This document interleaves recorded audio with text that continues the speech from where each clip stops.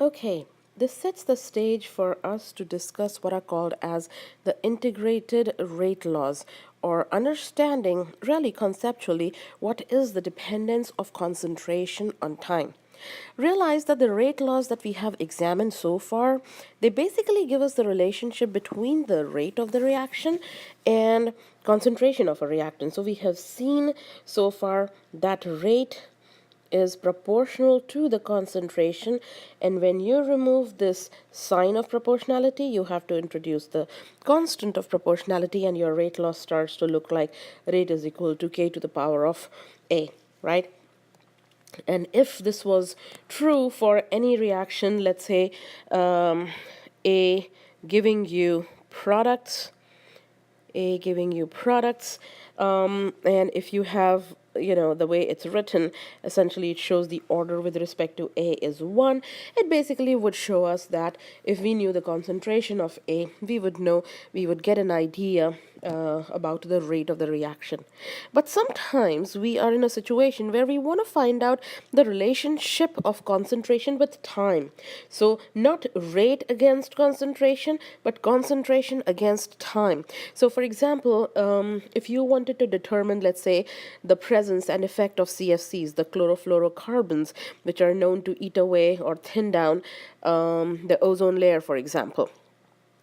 One of the reasons that CFCs pose a significant threat, which is a leading cause for skin cancer, that is because the CFCs don't get consumed very easily. So that means they deteriorate, they decompose very slowly. And even though you would be able to reduce the amount of CFCs because of the heavy regulation on it, but even then, essentially, if and until the concentration of each of the CFCs, you can't really predict essentially to what extent the damage is going to occur. Or essentially, one can say, if you wanted to determine, let's say in 20 years or in 50 years, where are we going to be if we completely stop the use of CFCs? Would we be able to rid ourselves of the CFCs in like 50 years time? So realize now I have a fixed time interval, and I'm seeking essentially a concentration dependence on time. We want to determine that. So in situations like these, when we now are looking at specific intervals, in this point of time, one can say that the integrated rate laws, the integrated rate laws, they become very handy. And so what that means is that first off, integrated rate law as a rate law basically provides an equation which is a relationship between the concentration of the reactants and the time. So let's say you have a generic reaction, A giving you the products the same way, and of course you know that the rate law, irrespective of whether you write it as rate law or integrated rate law, that would depend on the order of reaction. So whether it's a first order, second order, zero order, there will be a sense of dependency with respect to order, with respect to that particular reactant. So I want to spend some time, the next couple minutes, going over that as to how we evaluate that for ourselves. But before we do that, I just want to revisit this question real quick. The concept that we learned in the previous screencast. For the following rate law, what is the overall order of the reaction? The rate law given is rate is equal to k times a to the power of 2, b to the power of 1. When there's nothing, of course, that means it's 1. Realize the overall order is the sum of the orders with respect to b and a. So 2 plus 1 comes out to be 3. That's your correct answer. All right, let's go forward. All right, let's first discuss the first order integrated rate law. First order integrated rate law. All right, so we know that if you have a first order reaction, then rate law is going to be written as rate is equal to K times concentration of A. Now, we also know that the rate can be written if your reaction was A giving you products, that's your general reaction. For that, the rate can be written as negative derivative of concentration with respect to time. And the reason why I can do that is because A is the reactant. Negative sign tells you that that concentration is going to go down. That basically means there's a change in concentration with respect to the change in time interval. So from the two equations, this is 1, and if this is 2, you can write down very safely that d by dt of A, negative d by dt of A, is equal to K A. And now you, of course, will need to rearrange. So you can say negative, and we can write this as negative dA over A is equal to K dt. Or you can remove the sign and, make the right hand side negative. And now, of course, you will integrate. So next step is to integrate. You should know this from your calculus class. And this is not really a part of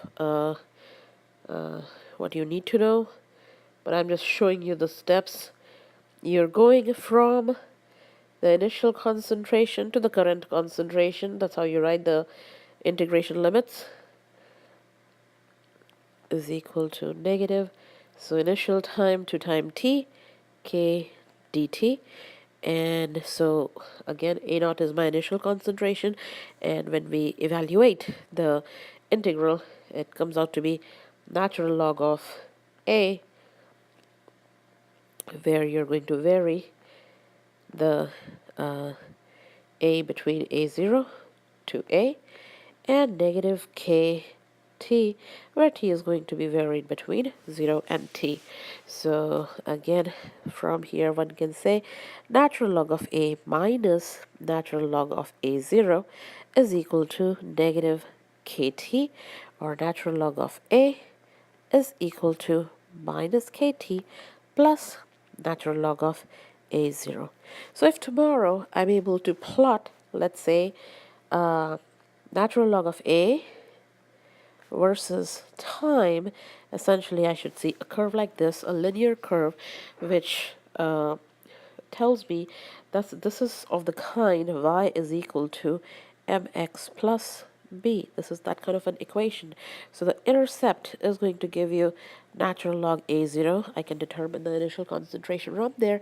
And this should be a straight line. That's an important one.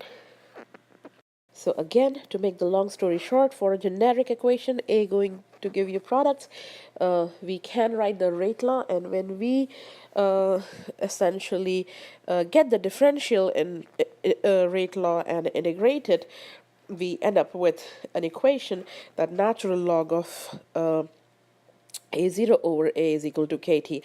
Another way that you can write this is natural log of A over A0. So if you reverse, the natural log is going to be equal to negative kt, whichever way you want to write it. It's the same thing. That formula will be provided to you in a test. Realize the A naught is the original concentration. That's what you begin with at t equals 0. And over a period of time, it's going to, of course, go down. So the concentration A is at time t. And if you wanted to determine t half, that means what is the time in which essentially A0, the initial concentration, becomes half. If you wanted to determine that, you can simply place those. You will say A0 over 2 whole divided by A0 is equal to negative kt half. A0 and A0 cancel off, and this gives you natural log of 0.5 is equal to negative k t half, and when you try to solve this, that gives you the relationship that t half is equal to 0.693 divided by K. So if you knew the rate constant and you knew that it's first order, you can determine T half. On the other hand, if you have the half-life, you can determine rate constant from there, from this basic relationship. Okay, let's go forward. And so I really want you to think about, half-life. It is this time which, or during which the concentration becomes half of what it was originally. So one can say, let's say if your T half comes out to be, I don't know, maybe 100 seconds or something, that would mean that if the initial concentration was 1 molar, then past 100 seconds, your concentration is going to become 0.5 molar. Past another 100, so after 200 seconds, it's going to become half of the previous one, so 0.25 molar. In another 300, in another 100 seconds, it's going to become 0.125 molar, and so on and so forth. So it's half of the prior concentration. So realize that even though the concentration is changing as the reaction proceeds, the half-life for that reaction is pretty much set, it's constant.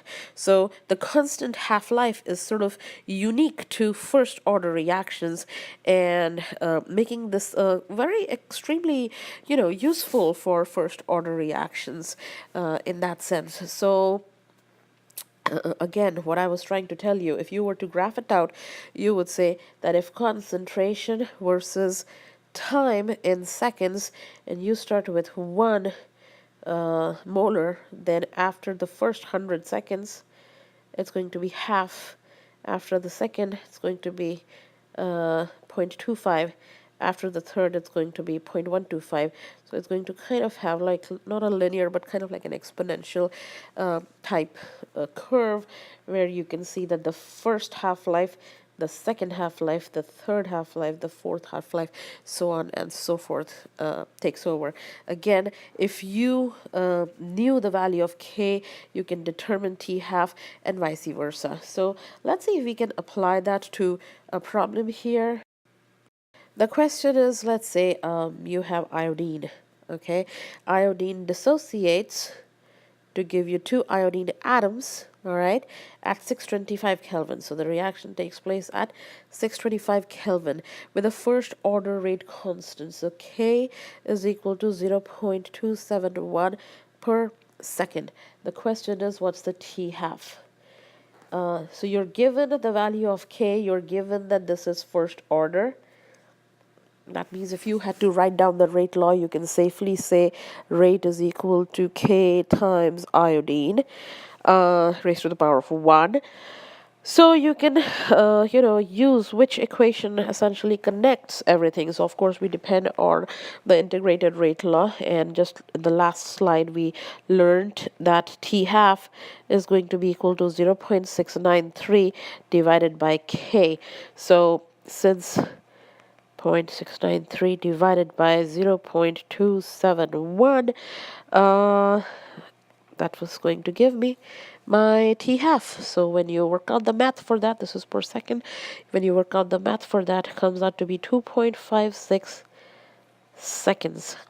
So in about 2.5 seconds or so, the concentration will go to half, further down to a quarter, 0.125, as we learned in the previous case. All right, I'm trying to kind of give you a situation here. This is a decomposition reaction where you're given that SO2-Cl2 undergoes decomposition to give you SO2 and Cl2 gas.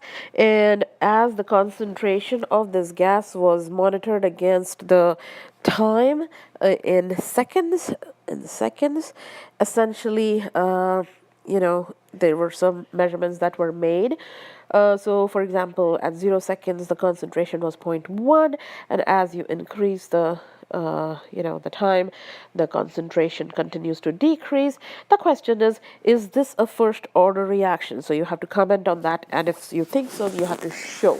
And then you also have to determine the value of K. Realize in questions like these, when you have no idea, the best thing to do is to see if when you take the natural log of this concentration, so whatever those numbers are, And I'm going to only show you, how to do this, and you can do that in your own time. But you can determine the natural log and then plot natural log against time. And if you do end up with a straight line, then that would mean that this would follow a first order scenario, because we know that natural log of a is equal to negative kt plus natural log of a0. We know that. So if you're plotting concentration versus time, then the slope essentially is going to give you the value of k. And that will give you the negative sign, of course, just interprets it, just means that it's a negative slope, but you can get that directly graphically. Now, if this were a test question, maybe I would do the plot for you. I mean, a picture would show up, and you will have to essentially pick based on the picture, as to whether or not it's a first order, second order, or zeroth order. I will go over another problem in detail, as to if it's a test question. Once we have gone over the second order and the zero order, I would give you all the three equations, and then what do you make of the data and those three equations. That's what I'm going to discuss. But realize that graphically, we can interpret and we can get a lot of information from this data. And I have, okay, let's discuss second order integrated rate law. And so again, if you have a generic reaction, A giving you products, and let's say it was second order, then you will write the rate law as rate is equal to Ka square. And since we know, again, the same way as we did, that rate is nothing but negative dA over dt is equal to Ka square. And now you will, solve this. You will integrate the differential rate law and take it from there. And the solutions that you get, which is our point of interest, the solution that you get is 1 over a minus 1 over a naught gives you kt. This can also be written as 1 over a is equal to 1 over a0 plus kt. That means if you were to plot tomorrow 1 over a versus t, the time, essentially you're going to get something like this, where the intercept is going to be 1 over a0 and the slope is going to be k.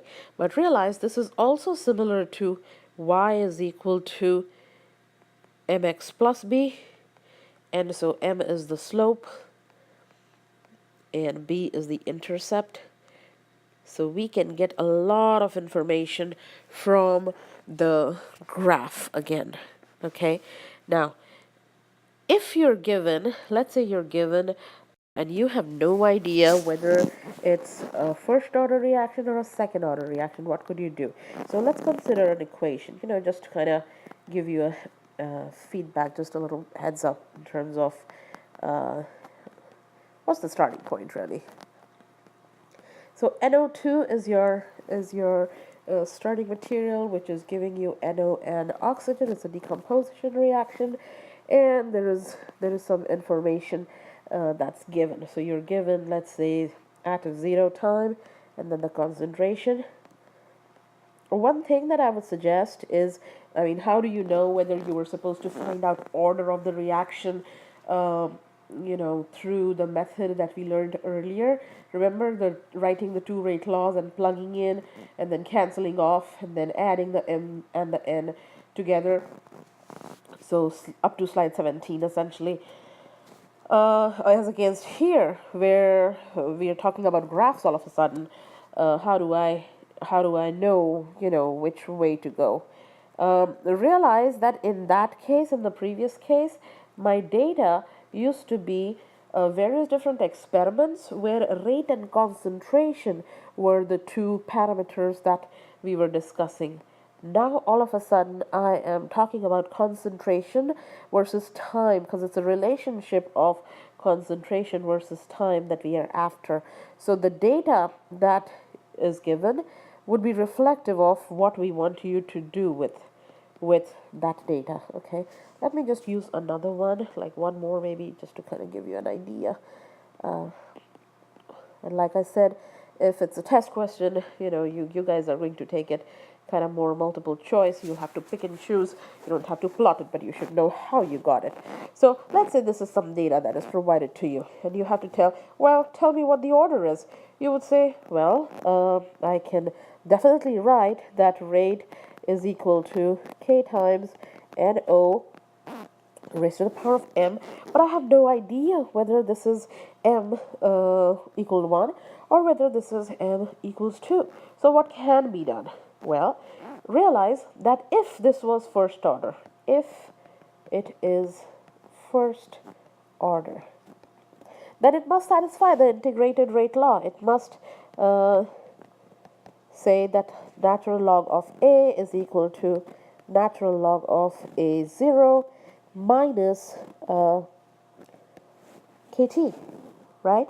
So if I take natural log of this a, so all of those numbers, if I plot all of the natural log versus the t, and I do get a straight line, like the best fit curve is a straight line, that would mean that this is first order. Else, it is second order. And in case of second order, and just to cross check, make sure that it is second order, we would plot 1 over a against t. And if that happens to be a straight line, and in this case notice there is a positive slope, we can determine the slope that gives me the k. The intercept automatically is 1 over a0, and I have the numbers that I need. So realize that there has to be a linear relationship for it to be second order. It has to be linear relationship between 1 over a0 versus the time. On the other hand, if it's first order, then it has to be the natural log of the concentration versus the time. And so hopefully you can realize that exactly the same way as previously, if you knew the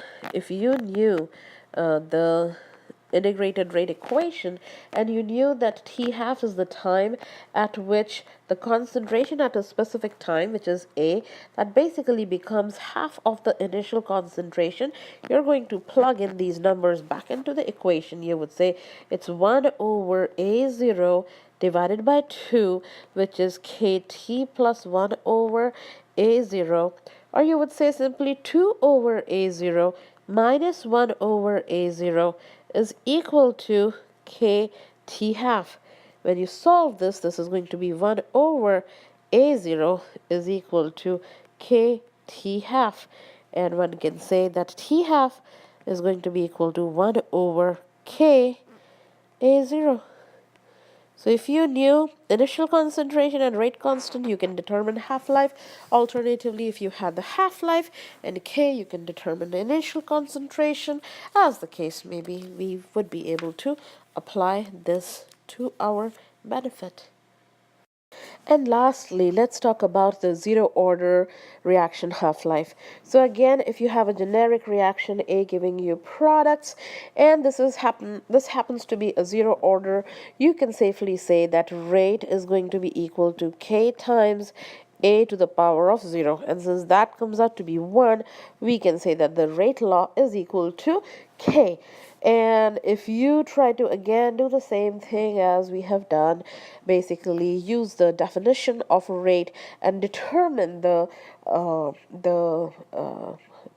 differential rate law and then the integrated rate law, essentially you would get a new relationship according to which A0 minus A is equal to KT.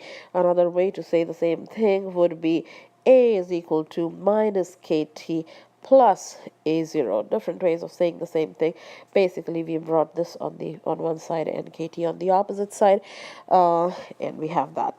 And again, if you plug in the value of A to be equal to A naught over 2, which is what happens at half-life, essentially you can determine, you can plug that in into the equation, and it'll start looking like A0 minus A0 divided by 2 is equal to KT half, which is equal to A0 divided by 2, which is equal to KT half.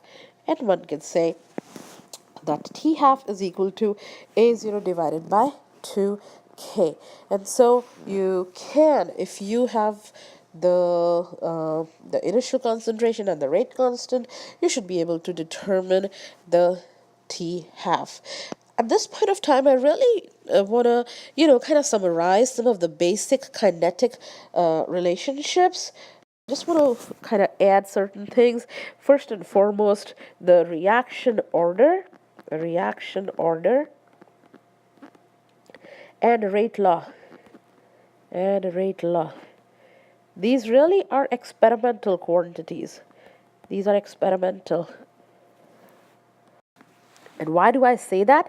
I say that because it's the reaction order. Just by looking at a reaction, you can't just predict that the change in concentration, how it's going to affect the overall rate of the reaction. You have to perform the experiment for that. And since reaction order is experimental, the rate law, which is written as rate equals K to the power of K times A to the power of M.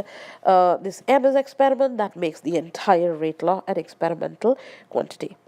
When we say rate law, it basically means we are kind of connecting the rate of the reaction against the concentration. So rate and concentration become my key players. So that's your rate law, okay? That's your rate law. So then what is integrated rate law? Integrated. What happens when you integrate it? Integrated rate law will now, by the way, mathematically, of course, that gets derived from the rate law, but this relates the concentration versus time, which is what I was trying to tell you earlier, that looking at the data, you can tell for yourself whether you have to talk about the integrated rate law or just the rate law. Of course, the half-life is the time, so half-life, T half. Let's write it properly, T half. So half-life is the time it takes for the concentration to fall to 1/2 the initial value, and that value is going to remain constant. It's not going to change for that reaction.